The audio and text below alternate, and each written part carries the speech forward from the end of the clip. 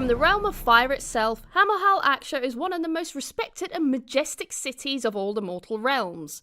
Its foundations are laid upon the seed of hope amidst great battles of blood and fire. In this video, we'll be taking our battle-ready Hammerhal Aksha Free Guild Steelhelm Sergeant-at-Arms to the next level. By adding these extra steps on top of our battle-ready guide, you can make your Free Guild army stand out and look amazing on the battlefield.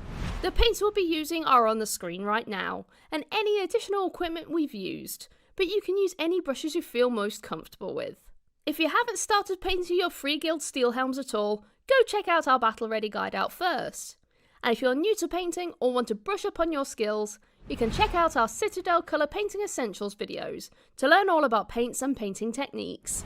We'll start with Stormhost Silver to add some highlights to our armour, chainmail, weapons and brass details. We'll use a small layer brush so we can get a nice sharp highlight on those details. We can get a nice point to our brush by rolling it on the palette when we add paint to our brush. This makes sure that those bristles are nice and pointed. Just take your time and pick out those nice sharp edges. We can also add some chipping and scratches to the armour by adding a few small lines in some areas, especially those that may receive the most damage in battle. Next, we'll apply Evil Sun Scarlet to the red cloth and shield wood. We'll add a nice chunky highlight to the edges of the cloth and any folds. Then we'll add small lines on the shield, following the grain of wood, focusing on the most worn edges for a stronger highlight.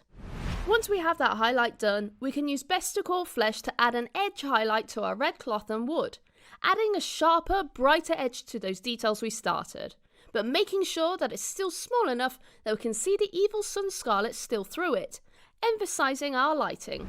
We'll also use this colour to highlight our orange cloth as well. As this is a lighter cloth, we'll only use one highlight for it. Now we'll add a chunky highlight of Eshin Grey to our black details, focusing mostly on the cloth folds and the shield trim. Just remember to keep that brush pointed and use the side of your brush for that trim detail. For the trim, we want to make sure that we highlight most of those edges and lines, making sure it looks solid like black metal. And for our edge highlight for the black, we'll apply Administratum Grey on top, keeping those lines small and neat, making the black look even sharper. When highlighting different textures with the same colours, it's important to know how light would hit on those types of details. For the cloth, it tends to be much darker in those shadows, so only highlight the very tops of the folds with this colour.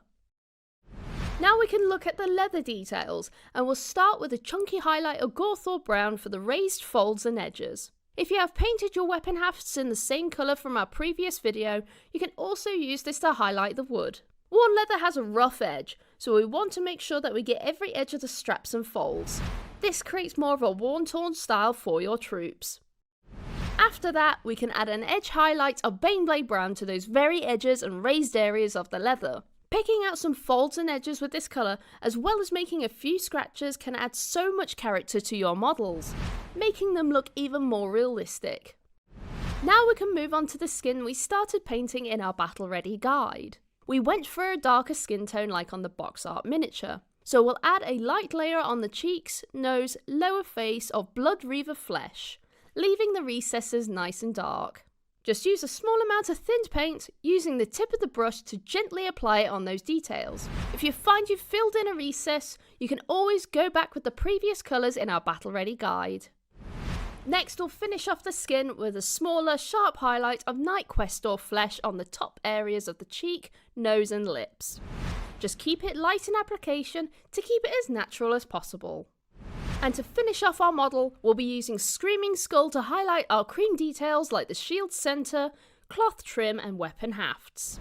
And there we are, your Hammerhal Aksha Sergeant-at-Arms is looking amazing with those extra little details. When painting the rest of this unit, you can paint as much or as little of these extra details as you want. For more tutorials, tips and tricks, check out citadelcolor.com or head to your local Warhammer store where our amazing staff will be happy to help you.